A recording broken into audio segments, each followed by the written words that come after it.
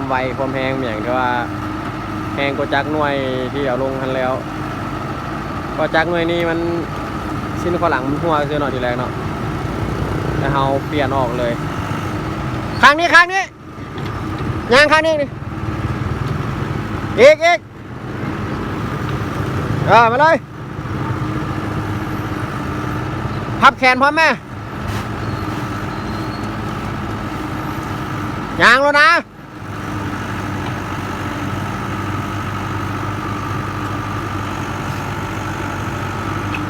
ยาง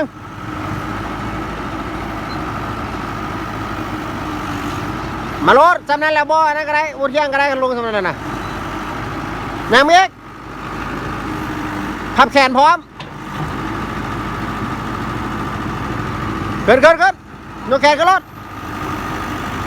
ขึ้นให้มันตูนลงมารถยางมาดิยางก่อนมาฟังยกก็ได้นะแขนน่ะอีกโอ้จะวิ่งเลยได้แล้ว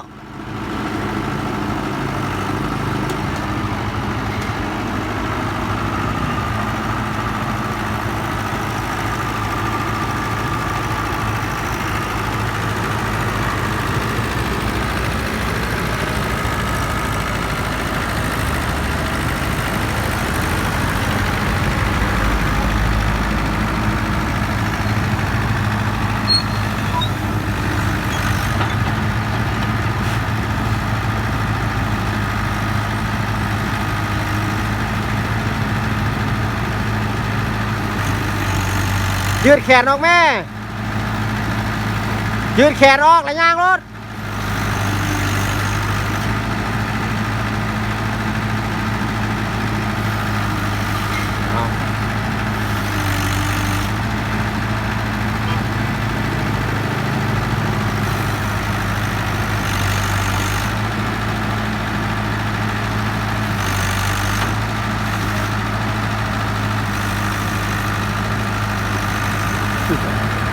แต่เกิดการนิดนึงเนาะโซเฟอร์ใหม่เนาะ